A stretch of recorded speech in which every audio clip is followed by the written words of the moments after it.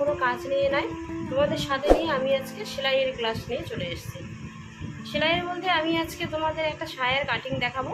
তো তোমরা দেখতে থাকো, যদি তোমাদের কাটিংটা ভালো লাগে অবশ্যই তোমরা লাইক কমেন্ট শেয়ার করবে, আর আমার পাশে থেকেও আমার চ্যানেলটি অবশ্যই সাবস্ক্রাইব করে নিও। তো পুরো ভিডিওটা দেখবে, তাহলে সায়াটা কাটিং করতে পারবে, আর এর মধ্যে দিয়ে তোমাদের সায়া কাটিং শেখা হয়ে যাবে। তো তোমরা ব্লগটি দেখতে দেখো বন্ধুরা, এখানে আমি 6 ছাটের সায়া দেখাবো আজকে ড্রয়িং, ঠিক আছে? তো তোমরা ছোট স্কেল দিয়ে মেপে নিও। আমি ছোট স্কেল আমার কাছে নেই, তো আমি পেন দিয়ে ডাইরেক্ট করে দেখাচ্ছি, তোমরা দেখতে থাকো। তাহলে এখানে আমার ঝুল আছে 36, ঝুল মানে এখানে লম্বা নিয়েছি আমি 36, হিপ নিয়েছি আমি 36, কোমর নিয়েছি 32। হিপ বলতে কোমরের উপর পাটটা, এটা হলো 36, আর কোমর হলো 32। তো লম্বা যদি আমি 36 নেই, তাহলে সায়ার উপরে আমার কোমরের পট্টি লাগাইতে হবে। তো কোমরের পট্টি যদি আমি দেই, তাহলে সায়াটা কি অনেক বড় হয়ে যাবে। তার জন্য আমাকে কি করতে হবে, কোমর পট্টিটা আগে মাইনাস করে নিতে হবে, আবার পরে লাগিয়ে দিব। যার জন্য প্রথমে আমি মাইনাস করে নেব। তাহলে মাইনাস করব আমি কি করে করব, মাইনাস যদি করি তাহলে ঝুল আমি এখানে নিব 36, তার সাথে সেলাইয়ের কাপড় আমি 1.5 ইঞ্চি নিব, বিয়োগ 2 ইঞ্চি। তাহলে 36 আর 1.5 ইঞ্চি 37, 37.5 বিয়োগ 2, তাহলে হয়ে গেল আমার 35.5। তাহলে আমি 35.5 লম্বাটা নিব। তাহলে 35.5 ধরে নাও, এটা আমার 35.5 আমি লম্বা টানছি। তোমরা স্কেল দিয়ে করবে তাহলে একটু ভালো লাগবে, সোজা হবে টানগুলো। আমার বাড়িতে স্কেল নেই, তো 35.5 লম্বা হবে। তাহলে আমি এখানে 35.5 লম্বাটা আমি নিয়ে নিলাম। নেওয়ার পর কি করব, আমার চওড়াটা লাগবে। তো চওড়া কত করব, চওড়াটাকে আমি হিপ যা আছে সেটাকে অর্ধেক করে নেব। হিপ যা আছে সেটাকে আমি অর্ধেক করে নেব। তাহলে হিপে 36-এর অর্ধেক কত হবে, 18।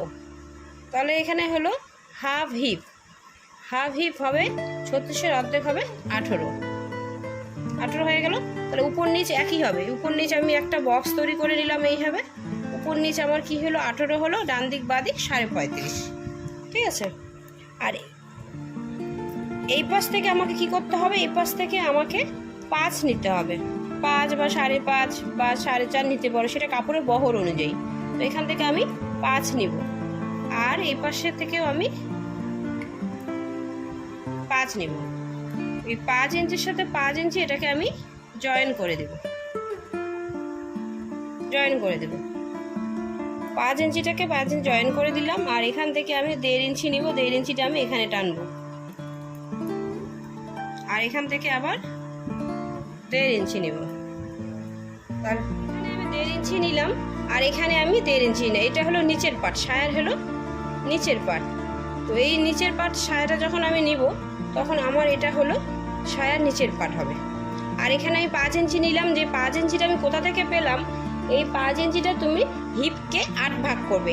তাহলে হিপ ছিল কত, 36, 36কে আমি 8 ভাগ করব, 4 8 32, 4, আবার আমি 4 ইঞ্চি 8 সুতা যেহেতু, তো গুণ করব, 4 8 32, 32কে আবার 8 দিয়ে ভাগ করব, তাহলে 4 8 32 মিলে গেল।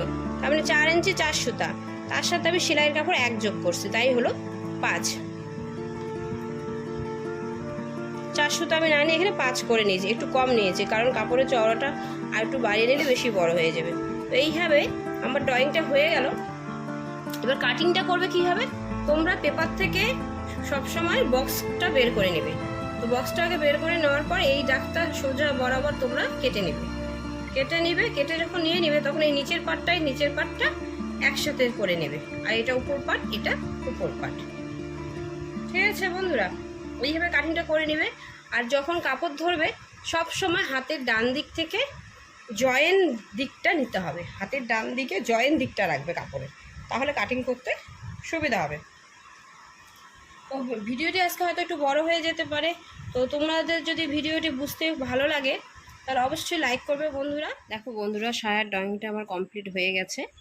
আর এখানে তোমাকে বলছি, এই কাপড়টা যখন কাটবে 4 ভাঁজ করে নেবে, 4 ভাঁজ করে নিয়ে হাতের ডান দিকে বদ্ধ দিকটা রাখবে, তারপরে কাটিং করবে। তো সায়াটা আমার এইভাবে কমপ্লিট হয়ে গেল।